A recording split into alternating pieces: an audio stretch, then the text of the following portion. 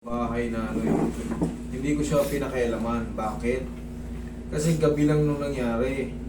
Ngayon, hindi siya rito pumunta. Doon talaga mismo sa bahay ko. Sabi ko sa kanya, i-hold mo lang muna ng ano. I-bandage mo lang muna.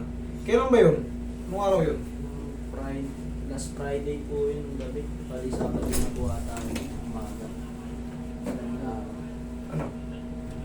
Ano? Okay. Ngayon, sir, ano nangyari sa'yo? Bali ngayon po, kapag parang minsan nagkakamali po ang tapak, parang binibigay po siya pagka. Pina-check up mo na? Pina-x-ray ko po. Nasa x-ray? Andun po sa office po ng binibigay po kasi. Pinicho? Opo. Ayun, tingnan mo.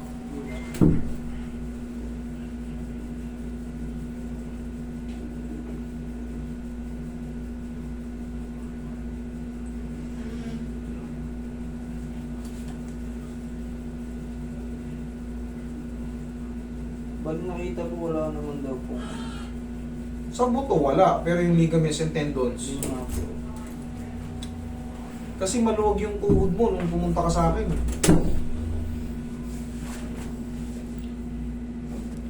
Natutubi ko po na doon. Dito po yung sumasakit. Tsaka dito po. Sige, higa ka. Kaya mo dito yung gato.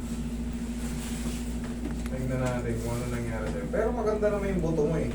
Pero syempre, ang iiwasan natin dyan ay yung ano, papacheck din natin kung baka may naputol na ligaments. Maga pa siya, idol eh. 2 linggo pa lang ata to, 3 linggo. Magtatatlo po. Magtatatlo nung Friday. Ngayong Friday magtatatlo kasi Opo. kamakailan lang yun eh. Wala pa to pangkaraniwan pa to namamaga. Pero kita mo, di ba nung una, nung pumunta ka sa bahay, hindi kita ginanon. Opo. Hindi mo may ganon. Hindi po. Ngayon, Siguro sabi ko sa'yo, palipasin mo lang. Opo. Kasi stress na stress yung ano nun. Pero ngayon, oh, may mild swelling pa, kaya pag iniipit mo, ano, malalim dito. Ito, oh, ito malalim ba? Hindi. Oh, yan, sobrang lalim. Oh, ito. Oh.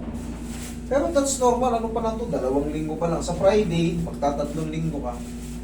Pero ikaw, nagmamadali ka nang ayusin, di ayusin na natin. Pero yung pain dito sa loob, pangkaraniwan pa yan, kasi nga, automatic mamamaga yung mga pilay natin. Ganun talaga.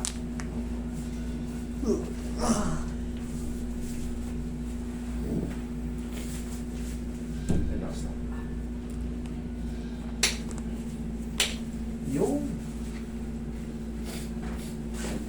o ang bandage. Ang bandage natin. Oh, bandage.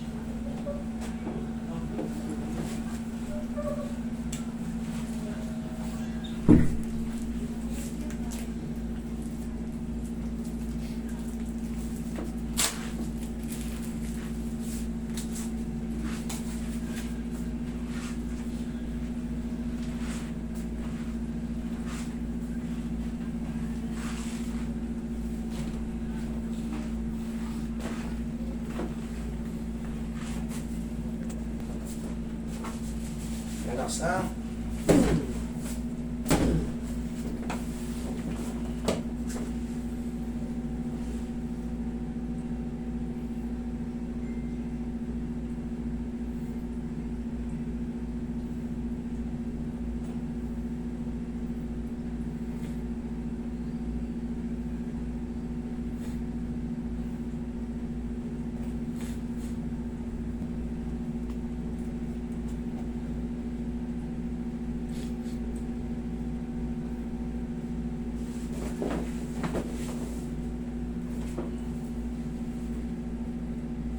Oh, kaya na.